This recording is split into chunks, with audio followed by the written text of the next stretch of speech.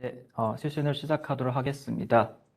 네, 안녕하세요. 오늘도 저희 ATX 세션에 참석해 주셔서 감사드립니다. 네, 저는 오늘의 호스트를 맡게 된 시스코의 최건입니다. 정식 세션 전에 저희 먼저 오늘 세션에 대해서 잠깐 소개를 해드리도록 하겠습니다.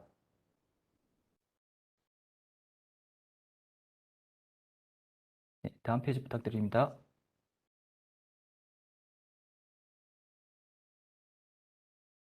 네, 오늘의 세션은 이제 저희 이번 시즌의 여섯 번째 ATX 세션이 되겠고요. 인텔리전트 캡처와 센서 고급 기능 소개라는 토픽으로 센서 아이캡 계열부터 센서 테스트 워크플로우 그리고 이 기능 활용 방법에 대해서 저희가 다룰 예정입니다. 네, 저희 세션 진행 중에 도움이 필요하시거나 질문이 있으시면은 이 웹엑스 우측 하단에 있는 Q&A 창에 입력해 주시면은 저희가 대응을 해드리도록 하겠고요. 단 질문을 올리실 때는 올 패널리스트를 선택해 주셔서 진행해 주시기 바랍니다. 그리고 세션 마지막에 또 Q&A 시간에 질문을 제출해 주셔도 되겠고요. 세션 끝나고 나서도 이제 질문이 있으시면은 앞 페이지에서 이제 보이시는 메일 주소로 메일을 주시면은 저희가 답변을 해드리겠습니다. 이 메일 주소는 제가 이제 채팅창으로 보내드리도록 하겠습니다. 네, 그리고 세션이 완료가 되면은 이제 설문조사가 있는 그 링크가 열리게 되는데요. 이 부분은 저에겐 아주 중요한 부분이기 때문에 잘 부탁드리도록 하겠습니다. 네, 오늘 세션은 저희 김지영 프로가 이제 발표를 맡으셨고요. 패널리스트로는 이제 가숙락 이사, 이강 프로, 심술달 프로가 함께 하고 계십니다. 그럼 이제 시간을 저희 김지영 프로께 드리도록 하겠습니다. 김지영 프로님. 네, 감사합니다. 네, 시작하기 앞서서 다시 한번 말씀을 드리지만 중간에 질문이 있으시거나 하실 때에는 꼭 그 채팅창에 올 패널리스트를 선택하셔서 질문을 해주시기 바랍니다. 제가 발표하고 있는 동안은 채팅창을 확인하기 어렵기 때문에 패널리스트 분들에게 질문이 가야 패널리스트 분들이 확인을 하시고 바로 질문에 대해서 답변을 해주신다거나 혹은 모아서 취합해서 마지막에 답변을 해드릴 수 있도록 이렇게 하겠습니다. 네, 오늘 세션은 이제 와이파이 센서 및 인텔리전트 패킷 캡처에 대한 내용인데요. 먼저 이제 센서를 구축하기 위한 단계 검토 및 센서 테스트를 어떻게 생성하는지에 대해서 말씀을 드릴 거고, 인텔리전트 캡처의 전반적인 기능, 그리고 어떻게 진행되는지 워크플로우를 말씀을 드릴 겁니다. 그리고 또한 인텔리전트 캡처 및 센서 구축에 대한 라이브 데모를 보여드릴 건데요. 이곳에서 라이브로 센서는 어떻게 구축을 하고 인텔리전트 캡처는 어떻게 설정을 하는지에 대해서 보여드리도록 하도록 하겠습니다. 제일 먼저 오늘의 주제인데요. 제일 먼저 센서와 인텔리전트 캡처의 장점에 대해서 이야기를 해볼 거고요. 오늘 프레젠테이션의 어, 가장 중요한 내용은 센서 및 인텔리전트 캡처에 대한 소개, 그리고 워크플로우에 대한 개요, 그리고 단계별로 어떻게 진행되는지 프로세스에 대해서 말씀을 드릴 거고, 센서의 이 기능들을 활성화하는 방법, 이런 것들을 말씀을 드릴 겁니다. 그래서 이 ATX 세션을 통해서 무전 네트워크에서 제공되는 이런 기능의 장점을 매우 쉽게 파악하시면 좋을 것 같습니다. 먼저 시작하기에 앞서서 이제 DNAC에 있는 다양한 기능들인데요. 뭐 DNAC 어시어런스 기능에 대한 소개를 한 번쯤 들어보셨으면 이 내용들을 한 번쯤은 다 접해 보셨을 것 같고요. 오늘은 여기서 와이파이 센서와 인텔리전트 캡처에 대한 내용을 말씀을 드리도록 하겠습니다. 와이파이 센서는 네트워크의 어느 곳에서나 적절히 테스트를 실행할 수 있도록 지원하는 그런 기능이고요. 그 방법에 대해서는 조금 이따 알아보도록 하고, 인텔리전트 캡처는 패킷을 무선상에 있는 패킷을 캡처해서 더욱 자세히 확인할 수 있도록 해주는 기능입니다. 이 내용 또한 센서에 대한 내용이 끝나고 더 자세히 말씀을 드리도록 하겠습니다. 무선 센서는 이미 구축되어 있는 무선 네트워크이던 아니면 그 네트워크에서 클라이언트 역할을 수행을 합니다. 그래서 센서 같은 경우에는 네트워크에 조인하고 하나의 유저로서 다양한 테스트 작업을 하기 위해서 합성 트래픽을 보내도록 되어 있습니다. 뭐 궁극적으로 건물이나 뭐 층 이런 한 곳에서 문제가 발생하기 전에 해당 지역의 어플리케이션이나 신호를 먼저 테스트할 수가 있습니다. 그래서 좋은 의미로 특정 지역에 대한 서비스가 어떤 영향을 받고 있는지, 현재 잘 되고 있는지 이런 것들을 확인할 수가 있는 거죠. 먼저 센서에 대한 설치 단계입니다. 뭐 데이 제로 저희가 얘기하는 센서를 실제 구축하기 전부터 이제 센서가 DNA 센터와 통신이 되고 나서인 데이 1부터 어떻게 어, 운영을 할 수 있고 구축을 할 수 있는지 말씀을 드리려고 합니다.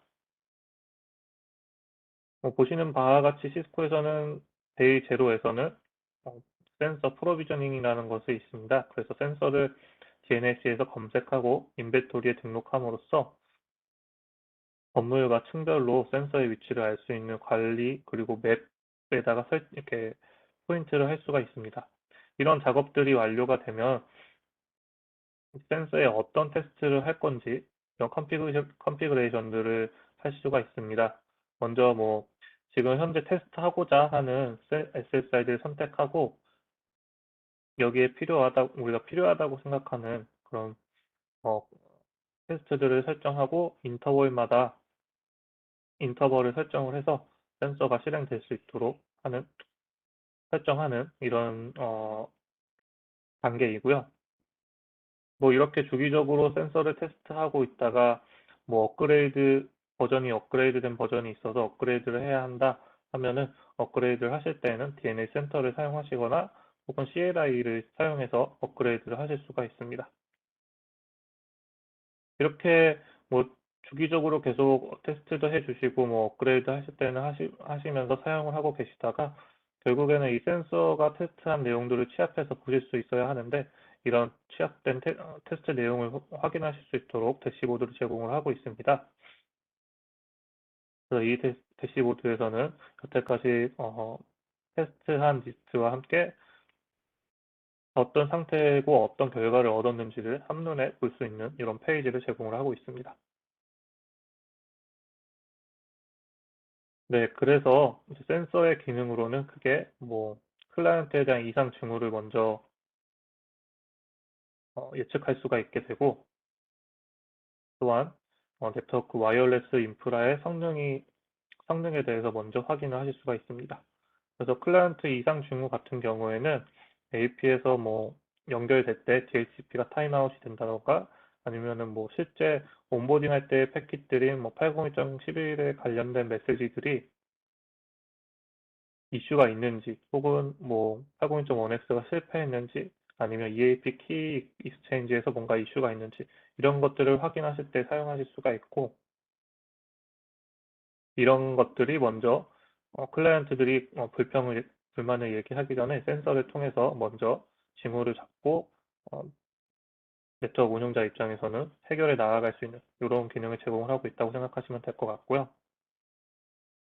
성능 예측 같은 경우에는 센서 기반의 테스트로 원하는 시간에 원하는 횟수만큼 테스트를 할 수가 있습니다. 그래서 이 테스트를 통해서 성능을 예측할 수 있고 확인할 수 있고 이를 통해서 마찬가지로 클라이언트가 뭔가 불평을 얘기하거나 불만을 얘기하기 전에 네트워크 운영자가 확인하고 선제적으로 대응할 수 있다라는 장점이 있습니다.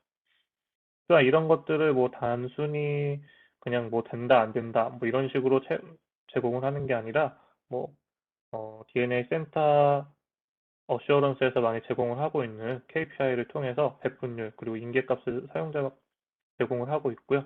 그래서 이 점수를 통해서 좀 더 직관적으로 확인하실 수가 있고 다른 KPI와 마찬가지로 이 KPI 배분율이나 인계값은 사용자에게 맞게 조정해서 설정하실 수가 있습니다. 그리고 마지막으로 전체적인 요약 대시보드가 있기 때문에 뭐 이런 테스트 한 후에 이런 누적치에 대한 내용들도 한 번에 한눈에 확인하실 수가 있고 한 곳에서 확인하셔서 우리 무선 네트워크에 어떤 이슈가 있는지 잘 확인하실 수 있도록 그리고 트래킹할 수 있도록 정보를 제공하는 대시보드를 제공하고 있습니다.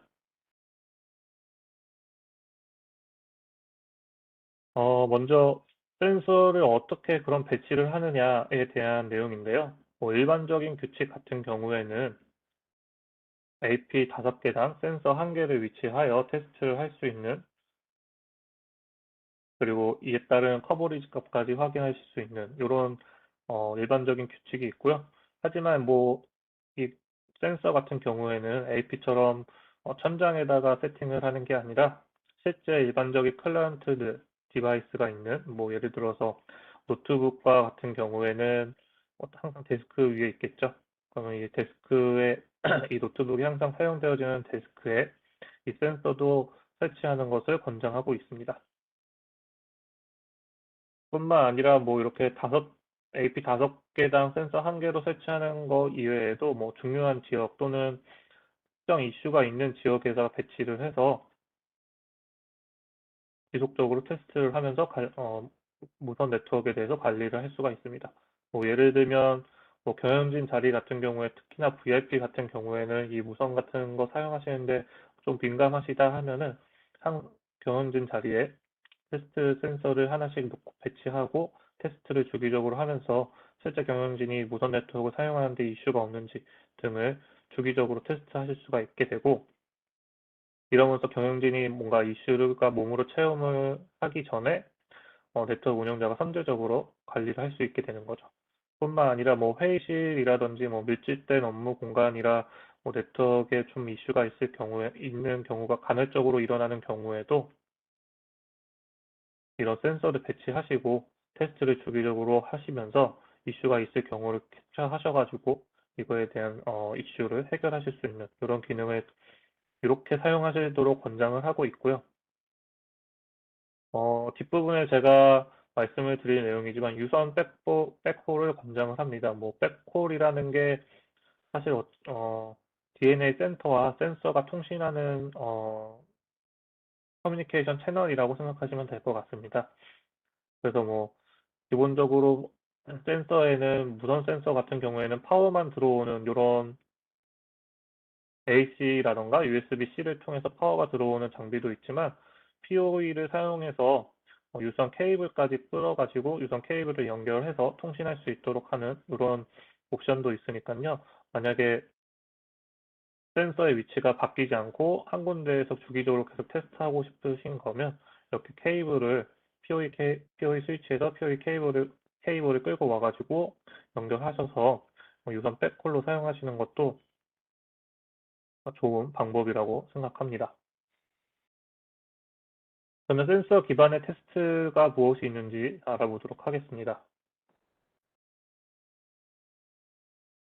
먼저 뭐 온보딩 할 때 테스트가 되는 뭐 어소시에이션이라든지 얼턴티케이션, DHCP에 대한 테스트들이 있고요. 뿐만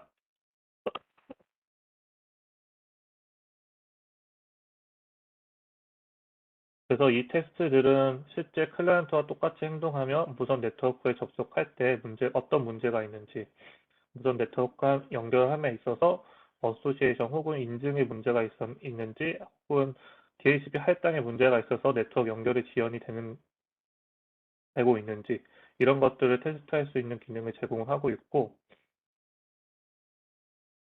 뿐만 아니라 이제 RF 어세스먼트 같은 경우에는 실제 단말이 갖고 있는 데이터 레이시라든지 아니면 SNR, RSSI 등을 확인하실 수가 있기 때문에 실제 클라이언트가 예를 들면 노트북이 그 자리에서 얼마나 괜찮은 RF를 받고 있는지 이런 것들을 센서가 대신 시뮬레이트해서 정보를 제공을 하고 있습니다. 어떤 테스트를 만들던 요 두 가지 같은 경우에는 기본적으로 제공을 하고 있는 거고요. 필수적으로 제공하고 있는 거라서 테스트를 만드시게 될 경우에 이 온보딩 테스트와 RF 어세스먼트 테스트 같은 경우에는 항상 함께 꼭 테스트가 된다고 생각해 주시면 좋을 것 같습니다. 그 다음은 이제 실제 네트워크와 이제 네트워크에 대한 퍼포먼스, 그리고 어플리케이션에 대한 내용인데요.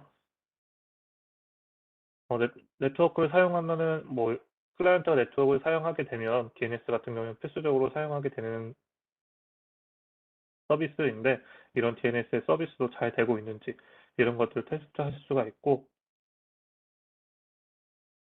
만약에 센서가 DNS에 대한 테스트가 너무 느리다라고 응답이 오면 DNS 쪽에 이슈가 있는 거니까 이런 것들을 확인하실 수 있는 단서가 되게 정보를 제공을 하고 있고요. 뿐만 아니라 뭐 인터넷이라든지 IP SLA에 대해서도 테스트를 하실 수가 있습니다. 인터넷 같은 경우는 실제 인터넷 트래픽 테스트를 말씀을 드리는 거고요. 그래서 퍼블릭망 혹은 사내 내부에 있는 인터넷 NDT라는 퍼블릭 서버가 있습니다. 그래서 이 서버를 통해서 인터넷 트래픽에 대한 테스트를 하실 수가 있고, IP SLA 같은 경우에는 기본적으로 QoS에 대한 내용입니다. 그래서 뭐 AP에 대한 센서와 AP 간의 QoS가 얼마나 잘 이루어지고 있는지 이런 것들을 주기적으로 테스트를 하실 수 있는 이런 기능을 제공을 하고 있습니다. 그리고 어플리케이션 같은 경우에는 실제 뭐 호스트 리처빌리티, 뭐 우리가 쉽게 얘기하는 ICMP 핑이라든지 웹 쪽, 아까 말씀드린 인터넷 구간으로 나가는 뭐 HTTP라든지 HTTPS 같은 웹 트래픽에 대해서도 뭐 프라이빗에 있는 서버라던가 혹은 인터넷에 있는 서버에 대해서 테스트를 하실 수가 있고요. 뭐 내부에 FTP 서버를 사용하시면 FTP 서버에 대한 트래픽도 테스트도 하실 수가 있고, 뭐 이메일 많이 사용하시기 때문에 이메일 쪽에도 내부나 외부에서 사용하시는 팝3나 IMAP 같은 프로토콜을 통해서 이메일 서비스가 잘 되고 있는지 이런 것도 테스트하실 수가 있습니다. 그리고 OWA라는 건 이제 아웃룩 액세스라는 내용인데요.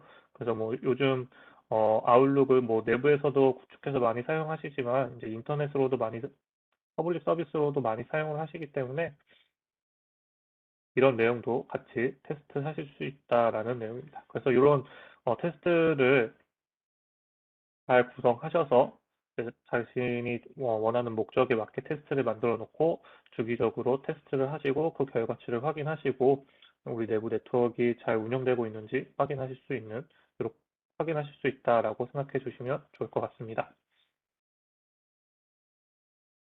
다음은 이제 센서를 그래서 어떻게 구축하냐라는 내용인데요. 실제 이제 센서를 구축하시게 되면 센서의 IP를 받아야 하고, 근데 하지만 IP는 이제 DHCP로 받게 됩니다. 그래서 기본적으로 센서에는 이제 백홀이라는 아까 말씀드린 DNA 센터와 통신하게 해주는 백홀이라는 채널이 생성이 되는데, 지금 보시면 이 펜으로 변경해서 말씀을 드릴게요. 지금 보시면 이렇게 시스코 센서 프로비저닝 SSID라고 있습니다. 뭐 기본적으로 컨트롤러에서 제공하고 있는 시스코 센서 프로비저닝이라는 SSID가 하드웨어에 이미 공장에서부터 만들어져서 나오기도 하고요. 이걸 사용하시면 손쉽게 이제 AP가 DNS 센터와 통신을 하실 수가 있고, 통신을 하기 위해서는 또한 DHCP 옵션 43을 통해서 혹은 DNS 호스트 네임을 통해서 DNA를 검색해서 이 센서가 DNA 센터의 IP 정보를 받아올 수 있게끔 이렇게 정보를 제공해 주어야 합니다. 그래서 뭐 DH 서버에 이렇게 뭐 잘 아실 거라 생각이 드는데, 이렇게 옵션 43 정보를 사용해서 DNA 센터의 IP 주소를 입력하게 되고, 그러면 이 센서가 IP를 받아올 때 DNA 센터의 IP를 알게 되고 센서가 검색되어 DNA 센터에 등록이 되게 됩니다. 이렇게 등록이 되면 이제 사용하실 수 있는 준비가 완료가 된 것이고요.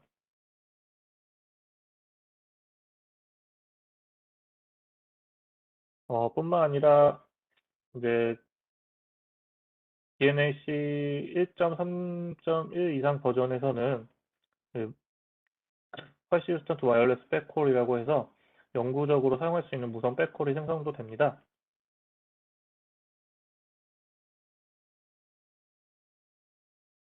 이것은 이제 무선 테스트 활동과 관계없이 무선 연결이 항상 켜져 있을 수 있는 이런 백홀이고요. 이는 센서에서 DNA 센터로 연결되는 전용 무선 연결 구간이고, 테스트 대역이 단일 대역에 있는 동안 이 무선 백홀은 계속 유지가 됩니다.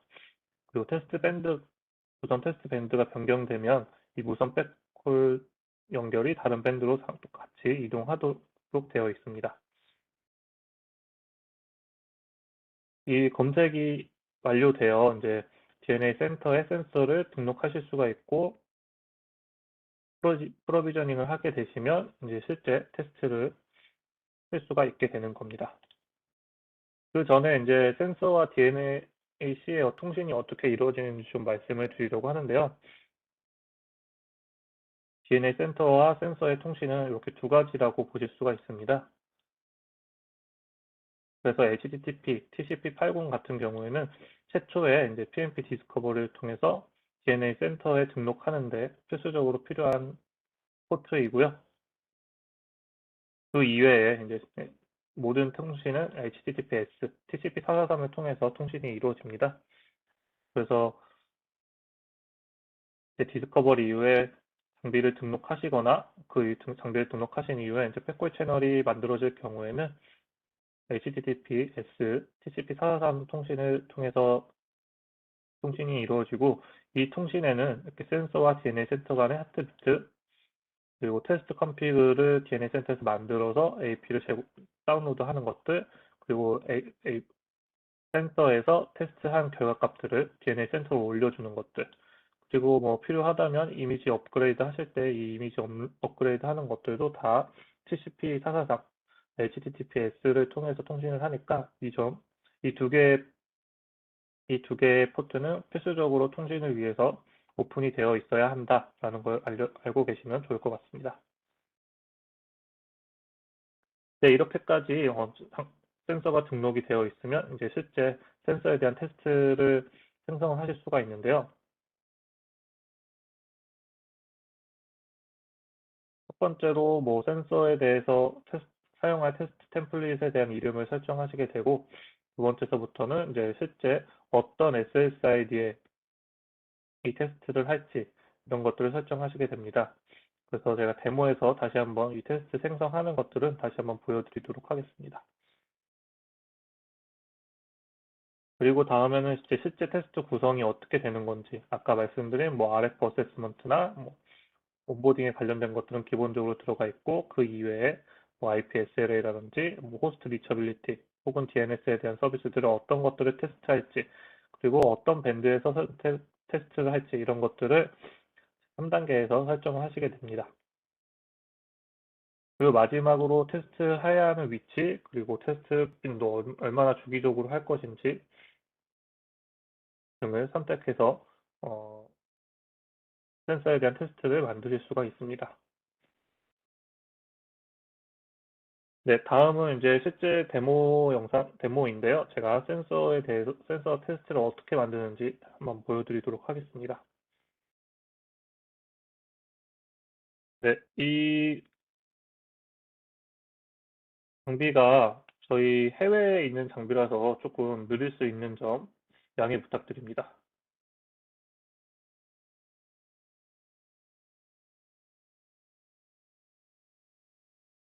또 통신이 끊어진 것 같은데,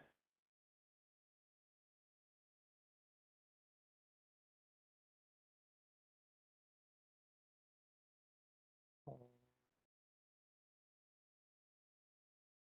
뭐가 이슈가 있는 것 같은데요.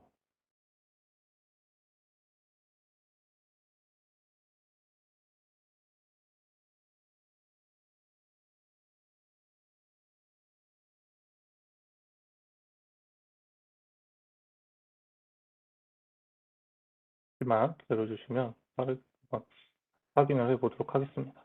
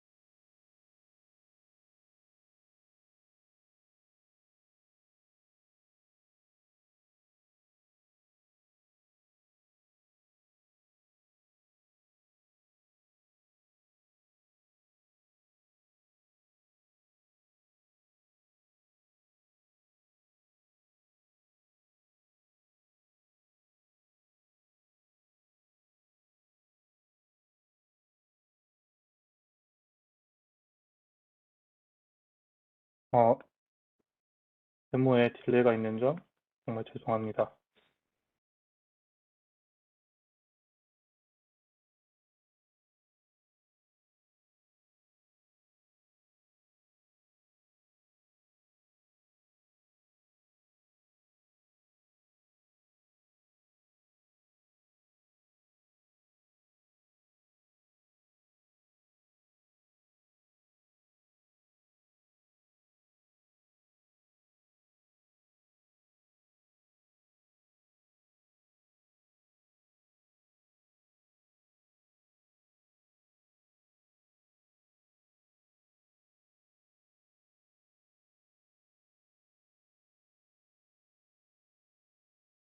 네, 이제 로그인이 되었고요. 자, 이렇게 로그인한 모습을 보시면 여기 햄버거 바가 있습니다. 햄버거 바에서 어슈어런스의 센서를 가시게 되면 현재 사용하고 계신 센서에 대한 리스트를 확인하실 수가 있습니다. 아니, 현재 지금 저는 센서가 없는 것으로 나오고요. 이곳에서 템플릿을 만드실 수가 있습니다. 그래서 현재 뭐 템플릿이 없는 것으로 나오는데 한번 만들어 보도록 하겠습니다. 아까 말씀드린 대로 첫 번째로 센서에 대한 테스트에 대한 이름을 만들도록 하겠습니다. 뭐 예를 들어서 네이버에 대한 테스트를 하겠다라는 내용이고, 테스터가 나오지가 않네요.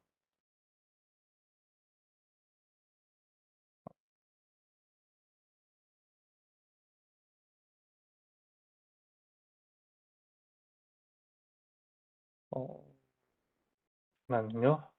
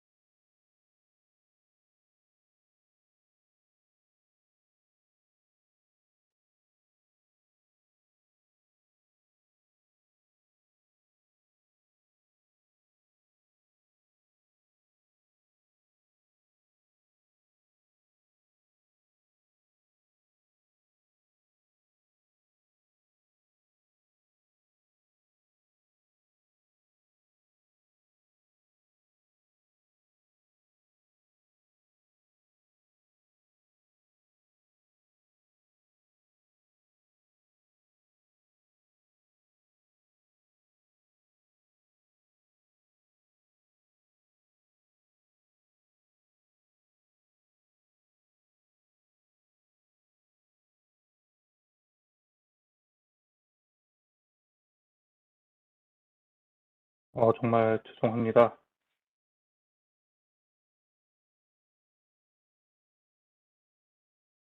님 혹시 제가 쉐어하고 이제 컨트롤 권한 드릴까요? 네, 그러시면 감사하겠습니다. 네, 그 쉐어 권한 저에게 주시면은 제가 쉐어하겠습니다.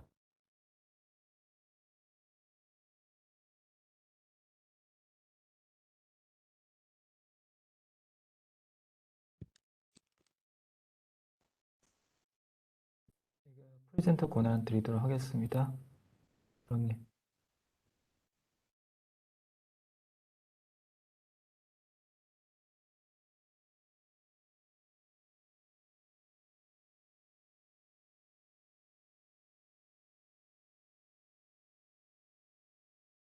대표님 지금 그 권한 신청 가능할까요? 네,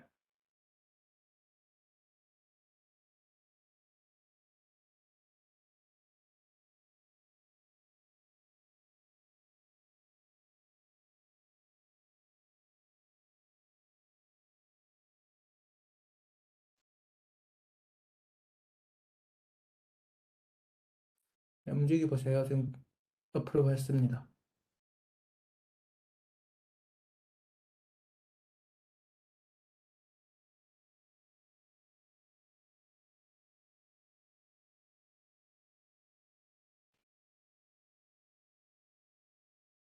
움직이지가 않는 것 같은데요. 그럼 그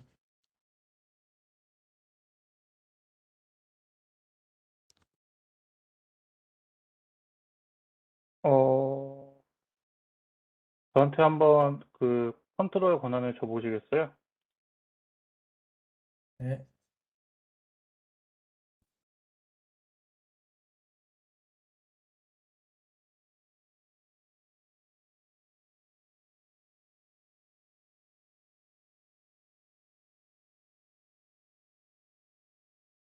김프로님 아니면 먼저 호스트 권한을 제가 프로님한테 드릴까요? 네, 네, 그러셔도 될 것 같습니다. 네,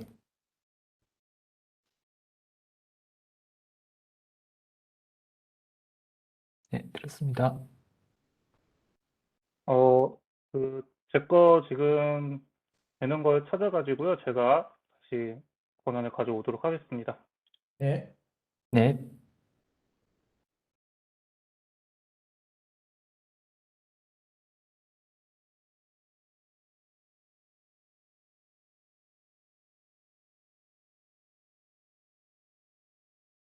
정말 죄송합니다. 네, 다시 한번 진행을 하도록 하겠습니다. 이렇게 어슈어런스의 센서를 오시면 센서 리스트를 확인하실 수가 있고 여기서 템플릿 테스트 들어가시면 템플릿을 만드실 수가 있습니다. 지금 저는 이렇게 네 가지 테스트가 스티브라님 있는데 지금 공유하시는 화면이 다른 화면으로 되어 있는 것 같습니다. 잠시만요. 네,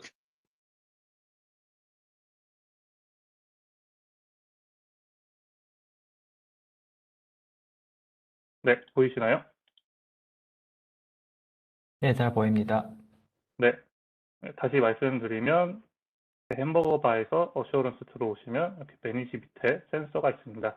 여기 들어오시면 이렇게 센서 리스트들을 확인하실 수가 있고 여기서 템플릿으로 탭으로 옮기시면 현재 사용하고 있는 템플릿에 대한 내용을 확인하실 수가 있습니다. 지금 네 가지의 테스트가 있는데 저는 새로 테스트를 하나 만들어 보도록 하겠습니다. 아까 보여드린 것처럼 네이버 테스트라는 테스트를 만들게 될 거고 실제 이 테스트를 어떤 SSID에서 테스트를 해볼지 이런 것들을 선택하는 거고요.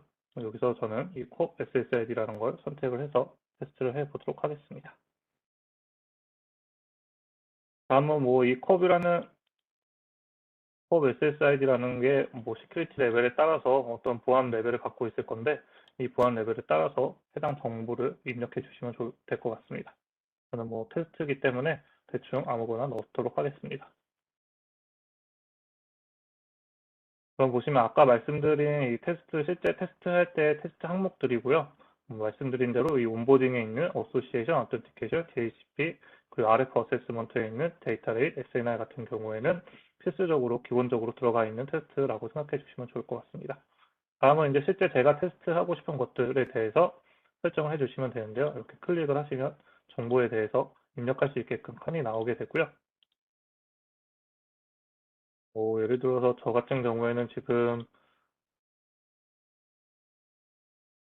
네이버에 대한 테스트를 넣을 거기 때문에 네이버가 DNS가 잘 되는지를 항상 테스트를 할 수 있어야 하고 다음에 웹에 정보를 가져올 수 있도록 하는 테스트를 넣도록 이렇게 진행을 해보도록 하겠습니다. 설정을 해주셨으면 넥스트를 누르시면 되고요. 여기서 조금만 부연 설명을 하자면 테스트 같은 경우에 iPerf 서버가 있으시면 내부에 있는 서버를 사용하셔서 테스트를 하실 수도 있습니다.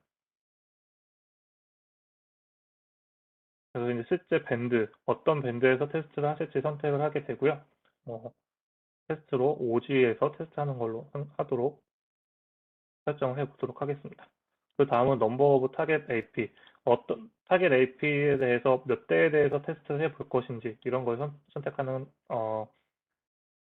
라고 생각하시면 좋을 것 같습니다. 그래서 저는 지금 테스트 배드에는 5대가 있는 건 아니지만 그냥 임의로 테스트 타겟을 5개의 AP라고 해놓고 AP에 대한 스레스홀드가 얼마인지 그래서 이 AP들이 예를 들어서 64dBm 안에 들어와 있으면 테스트가 가능한 것이고 80에 들어가 있으면 테스트가 가능하다 이런 식으로 설정을 해준다라고 생각해 주시면 좋을 것 같습니다. 그래서 이렇게 테스트를 넥스트를 눌러주시면 서머리로 나오게 됩니다. 그래서 이렇게 estimate 타임이 2분으로 나오게 됐죠. 그리고 실제 SSID는 어디서 어떤 SSID에서 테스트를 하실 건지, 그리고 어떤 테스트를 할 건지, 그리고 커버리지는 어떤 밴드에서 어떻게 사용하실 건지에 대한 내용들을 다시 한번 리뷰를 해주시고, 이 estimate 타임이 가장 중요합니다. 그래서 이 estimate 타임을 다시 한번 확인해 주시면 좋을 것 같습니다. 그래서 이렇게 크리에이트 생성을 하시게 되면, 다음은 이제 이 생성된 템플릿을 실제 센서에 적용하셔야 되는데, 이거를 여기서 바로 디플로이 테스트 툴 로케이션으로 누르셔도 되고, 그게 아니시라면 아까 보신 테스트 템플릿에서 네이버 테스트, 제가 만든 테스트가 있게 되고, 여기서 디플로이 테스트를 눌러주시게 되면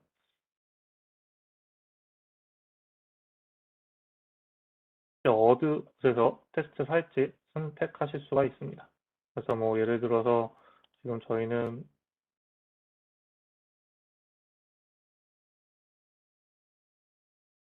산호세 뭐 이런 데에 있는 모든 센서에서 테스트를 할지, 혹은 제가 지금 테스트 로케이션이 잘 기억이 안 나는데, 어떤 원하시는 원하시는 센서가 있으시면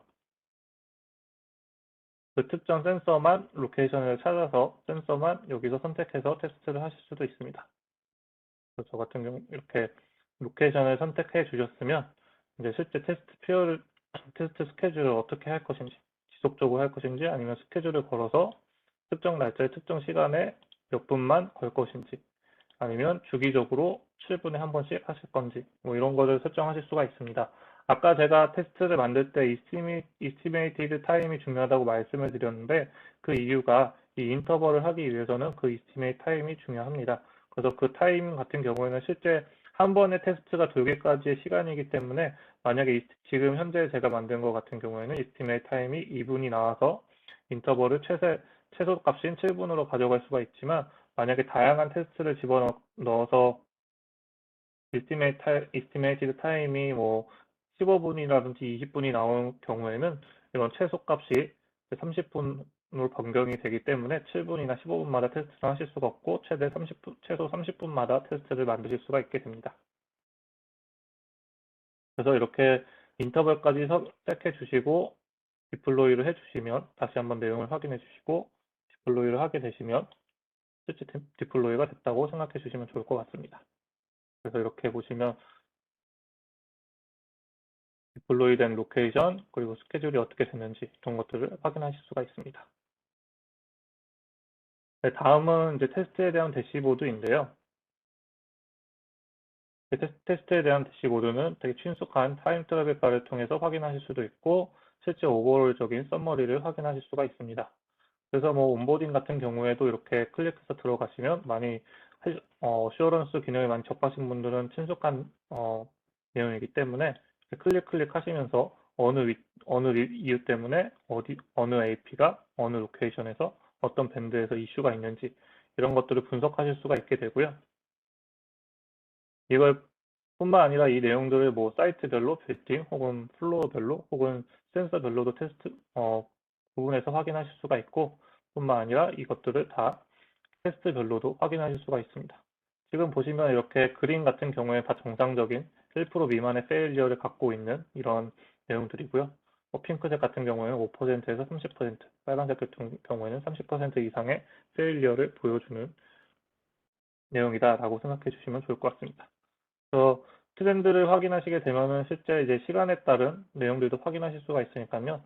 특정 시간에서 어떤 테스트들이 어떤 이슈가 있는지, 그리고 어떤 로케이션에 어떤 테스트들이 이슈가 있었는지 이런 것들을 확인하시고, 이렇게 클릭해서 내용을 확인하실 수가 있습니다.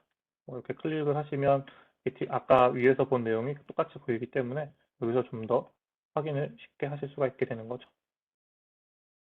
네, 여기까지가 센서에 대한 내용이었고요. 다음은 다시 프레젠테이션으로 내려가서 인텔리전트 캡처에 대해서 말씀을 드리도록 하겠습니다. 인텔리 캡처 같은 경우에는 뭐 기존에는 무선 환경에서 패킷 캡처하기가 너무 어려웠는데 이를 좀 더 효율적으로 그리고 쉽게 할 수 있는 그런 기능이고요. 네트워크 엔지니어가 무선 이슈가 있을 때 기존처럼 이렇게 현장을 방문할 필요 없이 DNA 센터에서 바로 캡처를 하실 수 있다. 그리고 캡처하는 설정도 네트워크 어디서나 AP에 뭐 쉽게 설정하실 수 있다라는 내용이라고 생각해 주시면 좋을 것 같습니다. 뭐 이런 인텔리전트 캡처 같은 경우에는 뭐 기존 같은 경우에는 뭐 무선 패킷 캡처하기가 어렵기 때문에 어떤 무선 이슈에 대해서 어떤 이슈인지 그리고 어디에 이슈가 있는지 정확하게 집어낼 수가 없고 패킷을 확인하실 수가 없었는데 이 인텔리전트 캡처를 통해서 이런 내용들을 보다 쉽게 확인하실 수 있습니다. 먼저 인텔리전트 캡처 설정에 대한 메뉴인데요. 그래서 세 가지 정도의 설정 메뉴가 있습니다. 첫 번째로 클라이언트 스케줄 캡처, 그리고 클라이언트 데이터 패킷 캡처, 그리고 액세스 포인트, 뭐 이렇게 세 가지가 있게 되고요. 그래서 실제 클라이언트 스케줄 캡처 같은 경우는 말 그대로 클라이언트에 대한 패킷 캡처를 스케줄링해서 캡처하는 이런 기능이다라고 생각해 주시면 좋을 것 같고, 데이터 패킷 캡처 같은 경우에는 실제 무선에서 일어나는 온보딩에서 일어나는 일들만 패킷 캡처가 되는 게 아니라 실제 사용자가 사용하고 있는 데이터 패킷도 캡처를 할 수가 있습니다. 근데 이거는 AP에 대한 제약이 있기 때문에 사용하시는 AP에 따라서 이 기능을 제공하는 것도 있고 제공하지 않는 것도 있다는 거 참고해 주시면 좋을 것 같고요. 그리고 액세스 포인트 같은 경우에는 실제 패킷 캡처가 아닌 이제 에어에 대한 내용들, 뭐 실제 채널에서 얼마나 깨끗한지 뭐 이런 것들을 액세스 포인트를 통해서 확인하실 수가 있습니다. 근데 이런 기능들을 이네이블 하는 것들, 그리고 이제 DNA 센터에서 제공하는 어노멀리 패킷 캡처라는 실제 온보딩 프로세스 간의 이슈가 있을 경우 그런 패킷들을 캡처하는 기능이 있는데 이런 기능을 활성화하거나 디세이블하는 이런 기능을 제공한다고 생각해 주시면 좋을 것 같습니다. 그래서 말씀드린 대로 어노멀리 패킷 캡처와 이제 AP 스탯에 대한 캡처인데요. 이렇게 보시면 전체적으로 디세이블을 할 수 있거나 아니면은 특정 AP에서만 이네이블 하거나 혹은 가능한 모든 AP에서 이네이블 하는 이런 기능을 제공을 하고 있습니다. 이 내용은 데모에서 다시 한번 보여드리도록 하겠습니다. 다음은 이제 인텔리전트 캡처의 가장 큰 장점 중에 하나인데요. 이렇게 사용자가 로밍을 하면서 패킷 캡처를 해야 되는데 로밍을 하고 있는 와중이라면 이 AP들에서 동시에 패킷이 캡처가 이루어지고 이것들은 DNA 센터로 전송을 받게 됩니다. 그러면 DNA 센터에서는 이 패킷들을 시간의 순서에 따라서 저희는 이제 스티칭이라고 얘기를 합니다. 이걸 조합해주는 기능이라고 생각해 주시면 좋을 것 같고요. 이 기능은 클라이언트가 서로 다른 채널 또는 AP 사이를 로밍하는 경우에도 이 정보들을 하나의 패킷 파일로 수집해서 분석할 수 있다라는 겁니다. 그래서 로밍 중에 패킷 손실이 발생하는지 확인하실 수가 있는 거죠.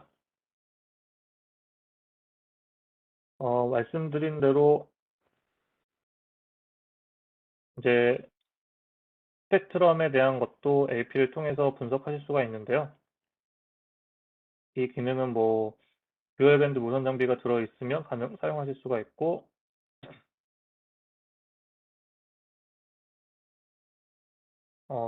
데이터 패킷 캡처 같은 경우에는 실행되지가 않고 있으면 무선 슬롯은 0과 1이 작동하고 그 이후에 무선 슬롯 2가 활성화되는 이런 기능이 있습니다. 그래서 9800 시리즈라든지 아니면은 9100, 9130 시리즈 같은 경우에는 데이터 패킷 캡처에서 이렇게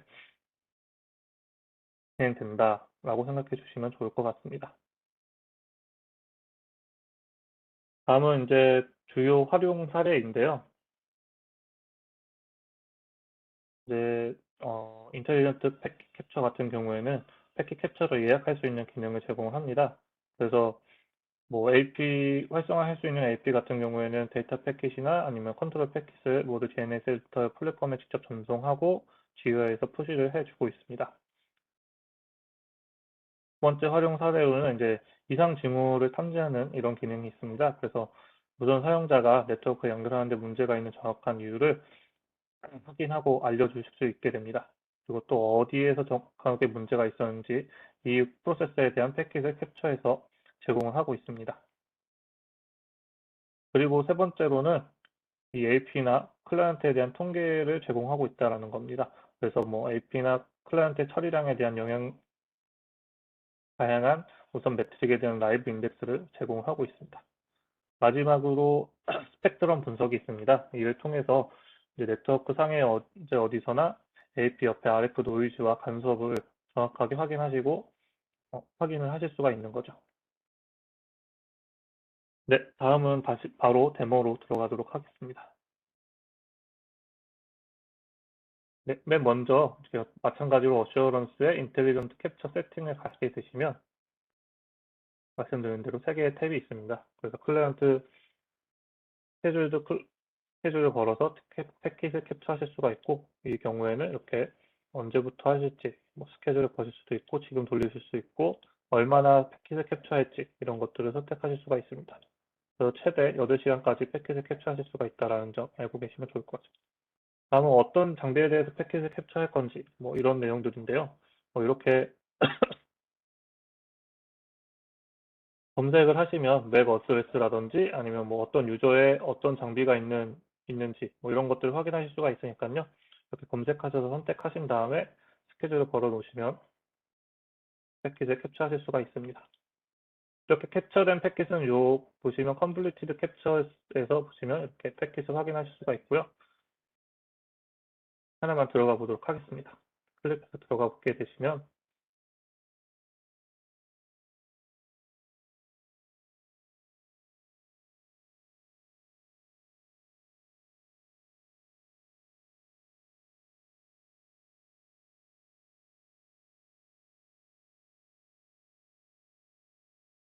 특정 시간대에 어떤 특정 시간대에 이슈가 있었는지 그리고 이벤트 온보딩 할 때 이벤트들 다 확인하실 수 있고 그 시간대에 RF 통계들도 다 확인하실 수가 있습니다. 뿐만 아니라 뭐 저희가 항상 말씀드리는 어노말리라고 해서 실제 이벤트가 있을 때 이슈가 있는 경우에는 이렇게 온보딩 이벤트에서 그 특정 이슈가 있었던 것을 따로 빼놔서 탭을 따로 떼놔서 더 확인하실 수 있게 제공하고 있고 이걸 뛰어넘어서 이제 오토 패킷 애널라이저라고 해가지고 이에 대한 패킷을 분석해서 시각적으로 제공을 하고 있습니다. 그래서 이렇게 패킷을 보시다가 어떤 부분에서 이슈가 있었는지 그리고 그 이슈가 있을 때 RSSI라든지 이런 내용들도 다 시각적으로 확인하실 수가 있으니까요. 이걸 통해서 실제 클라이언트 장비에 이슈가 있었는지, 어떤 이슈인지, 이게 실제 클라이언트의 이슈인지 혹은 네트워크의 이슈인지 이런 것들을 확인하실 수 있도록 좀 더 쉽게 인텔리전트 캡처를 통해서 쉽게 접근하실 수 있도록 제공을 하고 있고요. 다음은 다시 세팅으로 돌아가서 액세스 포인트에 이네이블하는 이런 내용입니다. 그래서 뭐 이건 쉽게 생각해 주시면 좋을 것 같아요. 그래서 뭐 AP 스택 같은 경우에도 뭐 특정 AP만 선택을 해서 이네이블 한다던가 글로벌로 이네이블 한다던가 아까 보여드린 그 온보딩 이벤트 때 이슈가 있는 걸 자동으로 캡처하는 거 같은 경우에도 글로벌로 이렇게 켜놓으시게 되면은 기본적으로 캡처를 하게 됩니다. 하지만 뭐 특정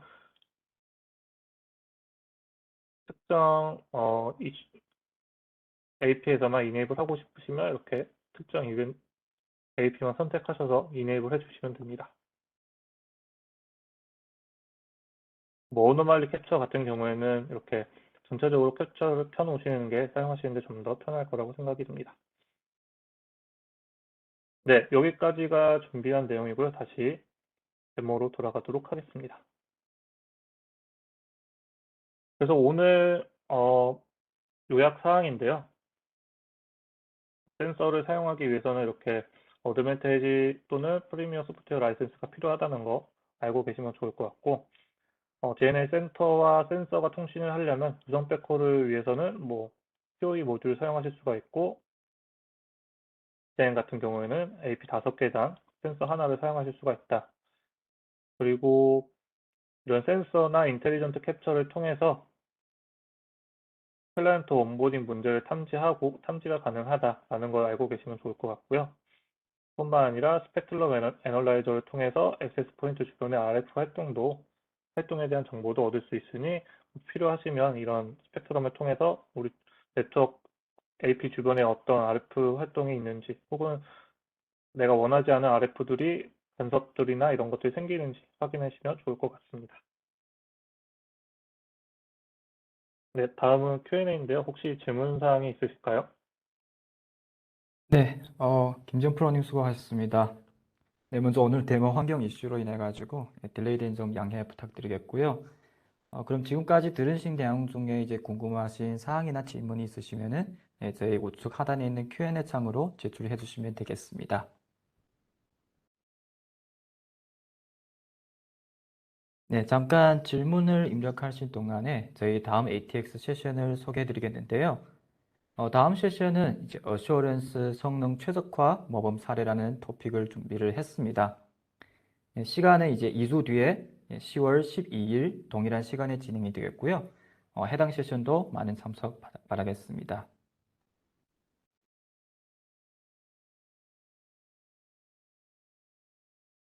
네, 그리고 이 부분은 이제 앞서 언급했던 내용인데요. 이제 세션이 완료가 되면은 이 설문조사가 링크가 열리게 됩니다. 저희에겐 참으로 중요한 내용이므로 잘 부탁드리도록 하겠습니다. 네, 그러면 지금까지 올라온 질문을 제가 한번 확인하도록 하겠습니다. 네, 지금 첫 번째 질문은 스펙트럼 애널라이즈를 항상 활성화시켜 놓을 수 있나요? 라는 질문이 있는데요. 해당 부분 답변 부탁드리겠습니다. 네, 뭐 스펙트럼 애널라이저 같은 경우에는 라이브로 항상 활성화를 시켜놓을 수는 없고요. 필요하실 때 이제 그 창에 들어가셔서 이네이블 하시고 10분 후에는 자동으로 멈춰지게 됩니다. 그래서 뭐 계속 확인하실 수는 없고 필요하신 경우에 필요에 따라서 그때그때 들어가셔서 이네이블 하시고 확인하시면 좋을 것 같습니다. 네, 답변 감사합니다. 그리고 두 번째 질문이 있는데요. 센서 구매 시 라이선스도 구매해야 하나요? 라는 질문이 있습니다. 네, 뭐 DNA 센터 뭐 와이어레스에 대한 건 어드밴테이지 라이센스를 구매하셔야 이런 센서 대시보드 같은 걸 사용하실 수가 있고 센서 같은 경우에는 센서를 구매하실 때 뭐 3년, 5년, 7년 DNA 서브스크립션 같은 경우 엔드포인트 라이센스라는 서브스크립션이 있습니다. 그래서 이걸 같이 구매하셔야 센서를 사용하실 수가 있습니다. 네, 답변 감사드립니다. 네, 그러면 지금까지 또 따로 올라온 질문은 없는 것 같고요. 만약에 세션이 끝나고 나서도 이제 궁금한 부분이 있으시다면은 제가 앞에서 그 채팅창으로 보내드린 메일 주소로 메일을 주시면은 저희가 대응을 해드리도록 하겠습니다. 네, 그러면 오늘 세션은 여기서 마치도록 하겠습니다. 참석해 주셔서 다시 한번 감사드립니다.